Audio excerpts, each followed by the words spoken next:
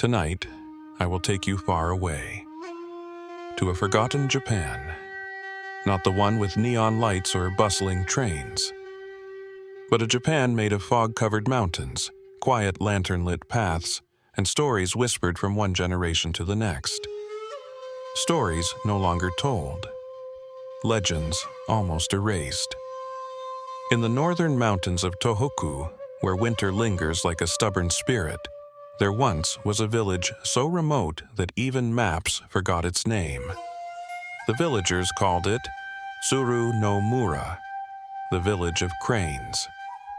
They believed the cranes that visited every winter were not just birds, but messengers from the other world, souls of ancestors or forgotten gods clothed in feathers. Arrow. There was one tale passed down through old grandmothers, spoken only at dusk.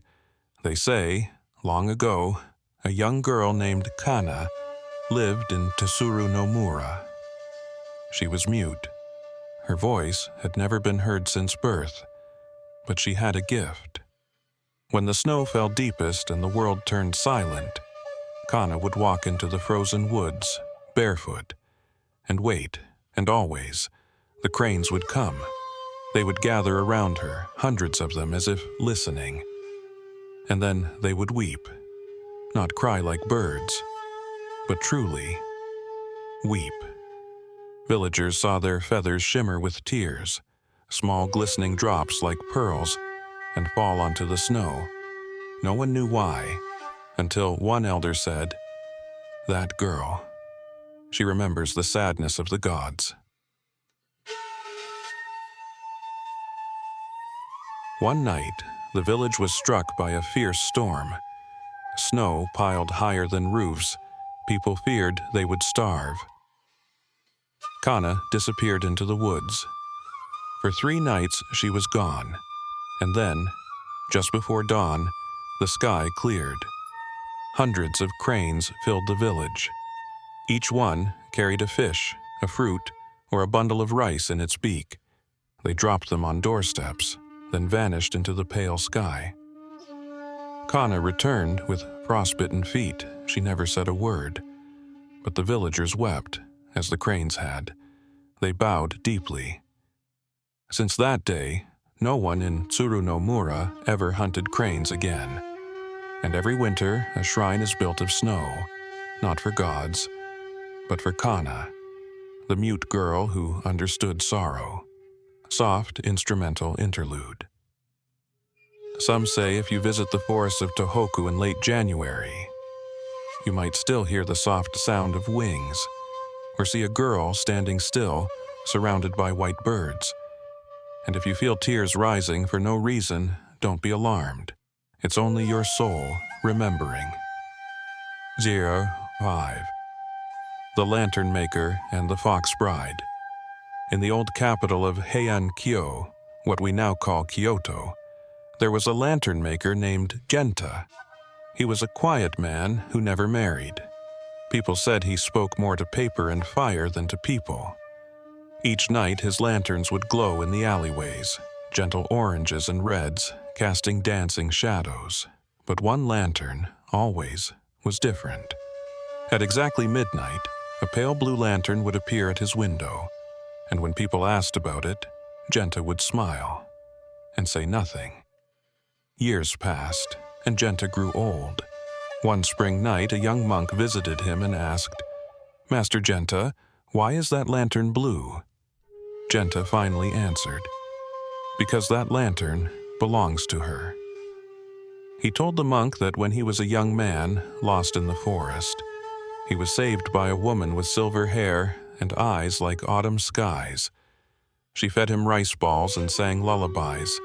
They fell in love. But one morning, she whispered, "Do not follow me," and walked into the mist. Of course, he did, and he saw it. Her transformation. From woman to fox. He never saw her again. But that night, when he returned home, a lantern glowed in his window, pale blue, no fire, no oil, just light. It comes every night still. He lights it only for her, the fox bride he could not keep. These are stories we do not find in textbooks. You won't hear them in city tours or museum guides. They live in the breath between words, in the flicker between shadows, and they wait for quiet hearts. You may wonder, why tell stories no one remembers? Because stories remember us. They hold the parts of us we've forgotten, the gentleness, the grief, the wonder. So rest now, and let the cranes, the fox bride, and the quiet snow carry you into a dream made of silk and starlight. We'll return soon with more. In the hidden valleys of Nagano, where mist clings to stone and moss whispers secrets, there is a mountain path that villagers never walk after dusk. They call it Yuri no Komichi, the spirit's path. No signs mark its beginning, but those who find it often never return the same. They say, long ago, there lived a monk named Enju. He was neither famous nor revered, just a quiet man with soft eyes who swept the temple floors and fed the birds. But Enju carried grief in his bones. He had once broken a vow of silence, by whispering a single name, a woman's name. She had come to the temple in autumn, veiled, distant, eyes like dusk. She brought offerings, never stayed long, and always looked to the mountains. Enju, drawn to her silence, began leaving poems beneath the offering bowl. Short verses about the wind, the leaves, and longing. One day, she vanished, and with her the wind stopped singing. Enju walked the mountain paths for weeks, searching, until he found the Yuri no Komichi and disappeared. Some villagers say he became part of the mountain. Others say he walks the path still, leaving haiku carved into trees. There's one poem, weather-worn, still visible on an old cedar trunk. If you remember me, do not follow my footsteps. They lead into mist. And on nights when the moon is low, people say they hear soft sweeping, like a monk cleaning leaves. In a forest, no one dares enter. Soft, ambient interlude, water trickling, frogs croaking. Let us go now to the island of Shikoku, to a fishing village so small it has no name on maps. But if you ask old fishermen, they'll speak, reluctantly, of the girl with no shadow. She arrived one spring, carried ashore by the tide. Wrapped in seaweed, eyes shut, skin like pearl. The elders said she had drowned, but she opened her eyes and smiled. They gave her a place to stay, fed her miso soup and rice, and offered her clothes. But she would never eat fish. She would only hum. At first it was charming, then unsettling. Because every time she hummed, the ocean grew calm. Too calm. No waves, no fish, just silence. The fishermen begged her to stop. She said nothing, just hummed louder. Until one day, the entire bay turned still, a mirror of the sky. And from it rose a giant shadow. No shape, no eyes, just a presence. And it spoke through her song. The villagers, terrified, begged the shrine priest for help. He approached the girl, touched her shoulder, and his hand turned to salt. She looked up, eyes full of ocean, and whispered, "You took too much. The sea remembers." Then she walked back into the water. She left no footprints and no shadow. Stoshund 5. There's something about forgotten stories. They linger in quiet places, rivers, fields, mountain paths, waiting for a still heart to hear them. Let's go now, to a mountain shrine that exists only in dreams. The shrine that moved at night. They say, near Mount Dyson, there once stood a shrine that never stayed in one place. Each night it would vanish and reappear a few steps away. Priests would wake up and find the torii gate slightly crooked. Lanterns turned, offerings missing. They thought it was foxes. Until one night, a young boy named Ren stayed behind to watch. He hid in the offering hall, holding a candle. At midnight, the ground trembled softly. The wind held its breath. And from beneath the shrine, something lifted it, gently, with great care, as if honoring it. Ren peeked beneath the floorboards. What he saw, he never told. But his hair turned white that night, and he stopped speaking for years. When he finally spoke, all he said was, "It wasn't a creature, it was the mountain itself, moving its heart." From that day on, the shrine was left alone. No priests, no prayers, just silence. And every 100 years it moves again, not for people, but for itself. And now, as snow drapes the mountains and rivers slow into stillness, let your breath soften. Let your heart rest. The spirits are listening, and sometimes they remember those who remember them. There is a story told only when it rains.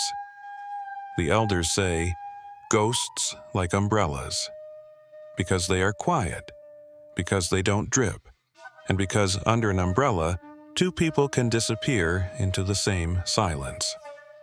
The Rain Bride of Akita. In a small village near Akita, where the mountains are always wet, there is an old tale, almost forgotten.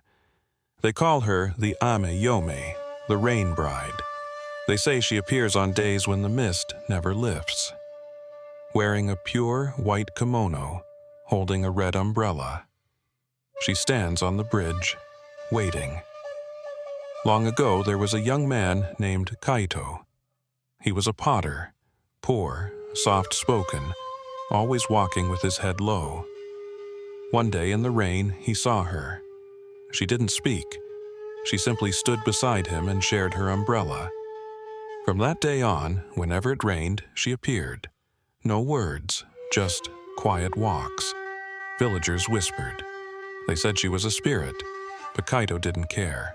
One night, he asked her, "Why do you come only when it rains?"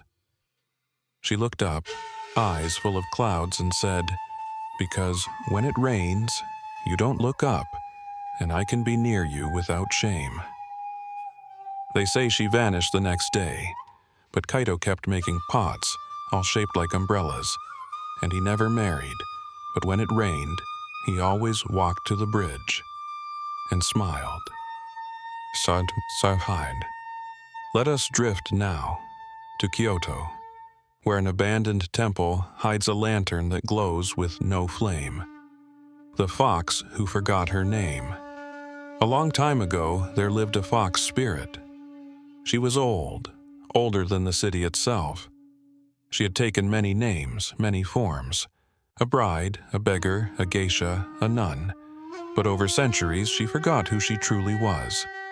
She wandered the city, alone, invisible, until one day she found a temple with no monks, no gods, only silence. She lit a lantern and stayed. Every night she lit it again, not to be seen, but to remember. They say if you pass the temple at twilight, you'll see a flicker, and if your heart is quiet enough, you'll hear her whisper, "Who was I when I was loved?" If you answer, she may follow you, not to haunt, just to listen, to feel real again. Round 05. Let's rest now in a seaside village on the coast of Okinawa, where the waves speak old words and the wind smells like forgotten prayers. Here they speak of the boy who carried the sea. He was born with no shadow, and so the villagers feared him. They called him cursed, but the sea loved him. Whenever he walked the shore, the waves rose up to greet him. Shells arranged themselves in circles at his feet. and jellyfish followed his steps like silent lanterns. One day, a great storm came, and the village, too poor to build walls, cried to the sea for mercy. It answered through the boy. He walked into the waves, and the ocean stood still. For 3 days the wind did not blow, and the sea remained calm. When the sun returned, the boy was gone. But each night since, the tide draws a perfect circle in the sand, as if a child were sleeping there. These are not stories written in books. They're carried in hushes, in glances, in the hush of trees and the silence between raindrops. They are not meant to be remembered, only felt.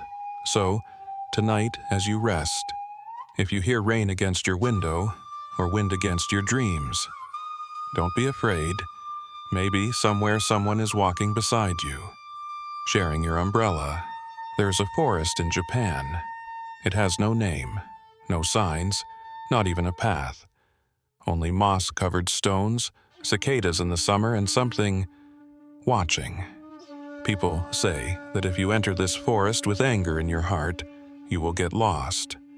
Not because the forest moves, but because you forget who you are. That is where our first forgotten spirit lives. 1. Kodama, the whispering tree spirits. Long before the word forest was written, the Japanese believed every tree had a soul. They called them Kodama, spirits that lived in the oldest trees. They were not ghosts, not monsters, just watchers. Quiet, ancient, gentle. People once bowed to old trees, whispered thanks after cutting firewood, and hung sacred rope, shimenawa, around trunks. Because disturbing a kodama meant misfortune, sickness, even death.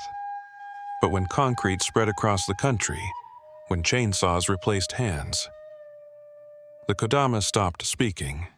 Or maybe we stopped listening. Today, in remote mountains, hikers still claim to hear faint laughter, high and childlike, when the wind moves through the forest.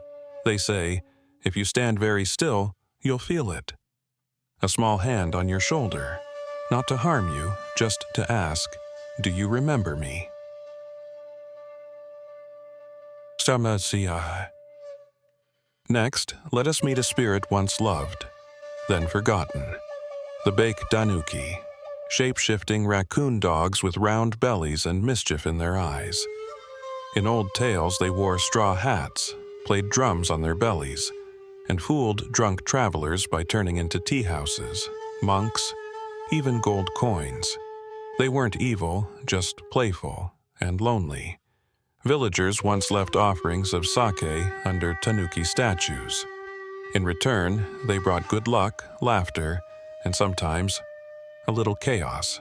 But in cities where neon lights replaced fireflies, where concrete buried rice fields, the tanuki faded. No one left sake anymore. Yet sometimes, on foggy nights near empty shrines, vendors report hearing laughter. They chase it and find nothing, only a drumbeat echoing faintly in the dark.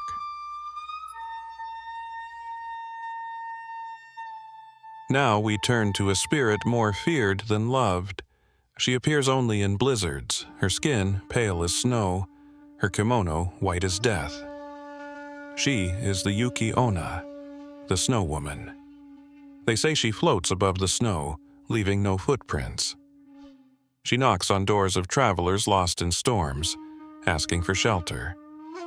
If you refuse, you freeze.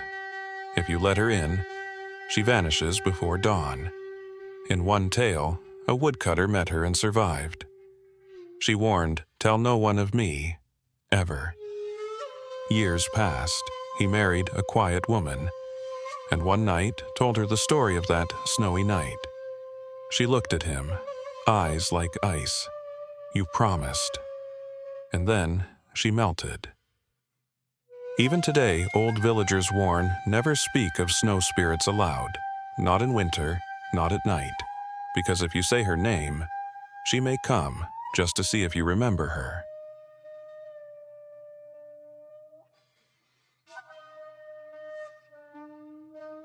This is a tale often laughed at, but its silence hides something tender.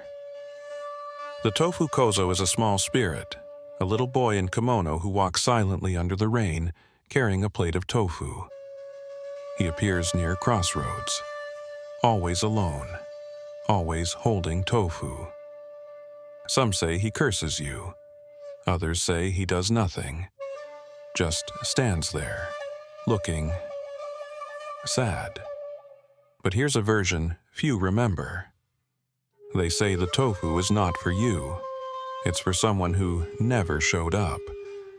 He waits, rain after rain, still hoping. If you ever see him, don't run, just nod, and he will smile. For the first time in 100 years. And finally, let's visit a lake near Tokyo, a place tourists now enjoy. But once it was feared, because of a spirit with no face, the Napara Bo.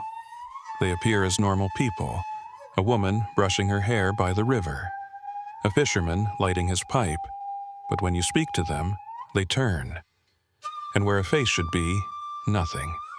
Smooth skin, no eyes, no mouth, no sorrow, just silence. It is not meant to scare you, it's a message. You looked, but you never truly saw. Some say these spirits were once ignored in life. Now they ask only to be seen, not feared, just noticed. So many spirits, not written in books, but sleeping in walls, whispering through trees, waiting in rain. They don't want revenge. They just don't want to be forgotten. So tonight, as you sleep, if you hear a sound in the distance, a drumbeat, a whisper, a soft laugh, don't be afraid, just smile. And remember, some spirits visit not to haunt you, but to say, thank you. You still remember. Love in Japan is not always loud, nor is it always happy. But some of the most haunting legends are not about monsters, not about spirits, but about hearts that waited too long and never got to say goodbye. Tonight, I'll tell you 3 such stories. Stories wrapped in fog, kept alive only in the wind among the pines. There is a peak, far north, known to locals as the Sleeping Woman, because from a distance, its shape looks like a woman lying on her side. They say it is her. Centuries ago, a samurai was traveling to Edo when he was caught in a snowstorm. He collapsed at the foot of the mountain, nearly frozen, and would have died. But a girl found him, a quiet girl with long black hair and eyes like storm clouds. She took him to a hidden hut in the mountains, fed him, healed him, and as the snow melted, he fell in love. He promised to return after his duty was done. He left in spring, but never came back. Some say he was killed in battle. Others say he married another. But the girl waited. Through one summer, then a winter, then another, until her hut turned to dust, until she became part of the mountain. Locals say, if you climb Mount Horai at dawn and listen closely, you can hear her whisper, I knew you wouldn't come back, but I waited anyway.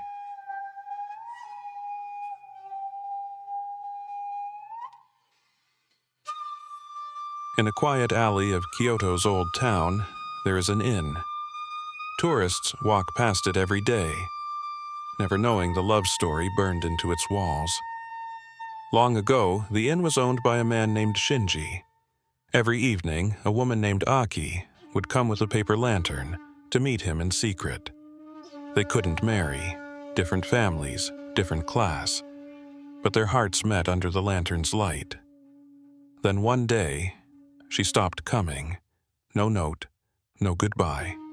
Shinji waited for days, then weeks, then months.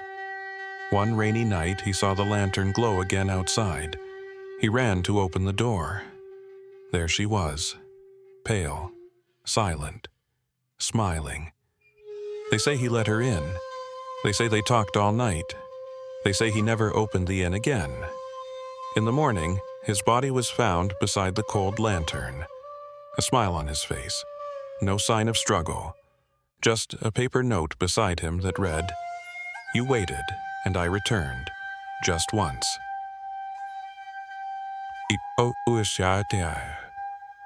High in the mountains of Gifu, villagers tell of a ghost who plays the koto, the Japanese harp. No one sees her, only hears her music. It began long ago when a nobleman's daughter was promised in marriage to a man she did not love. Her heart belonged to another, a poor poet from the village below. They met in secret near the waterfall where she would play her koto and he would write her verses. When her family found out, they locked her in the estate. The poet was never seen again. On her wedding day, she ran into the mountains and disappeared into the mist. That night, a koto melody echoed through the valley, so beautiful, so full of sorrow. They say you can still hear it on foggy mornings. The villagers leave flowers by the waterfall, and if the koto plays, it means she remembers. Reflections beneath the cherry tree. Love in Japan isn't always about being together. Sometimes it's about waiting, even when no one comes. It's about promises not kept, letters never sent, names never spoken again. But the feeling, it lingers, like incense after a prayer, like petals after spring. Some say love ends when life does, but these stories say otherwise.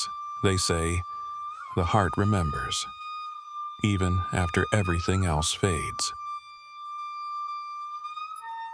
So tonight, if your heart aches for someone, or if you've waited too long to say what you feel, remember these voices, these mountains, these ghosts of love who never stopped hoping, and maybe, just maybe, they'll sit with you in silence until morning comes.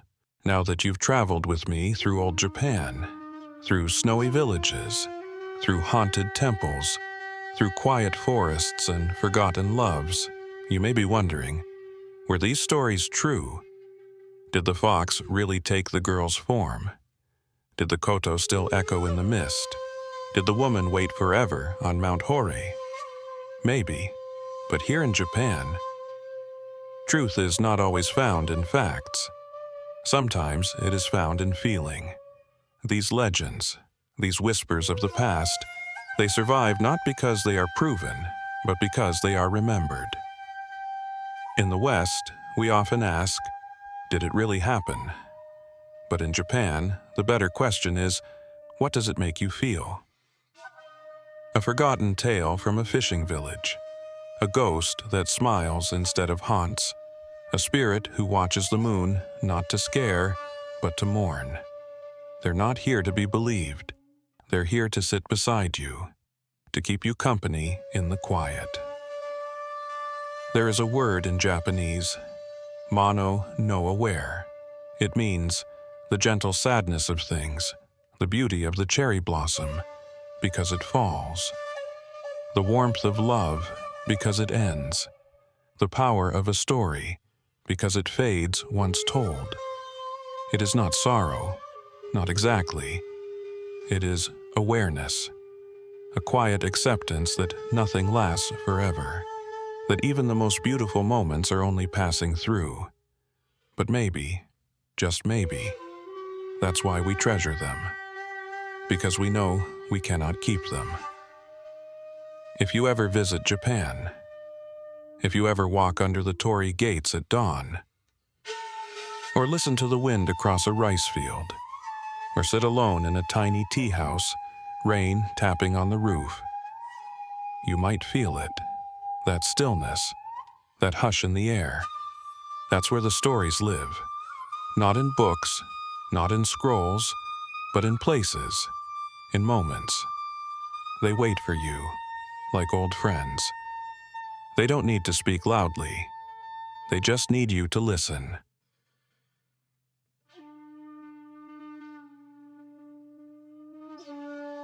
So tonight, as you close your eyes, Maybe the woman from the mountain is watching over you. Maybe the kitsune is smiling just outside your window. Maybe the boy who played the bamboo flute has followed you into this dream. Or maybe it's just the sound of wind and memory and time dancing together for a little while longer. No need to be afraid. No need to hold on. Just let the stories drift like blossoms on a stream. Let the night carry them far, far away. And when the morning comes, you may not remember them exactly, but something will stay.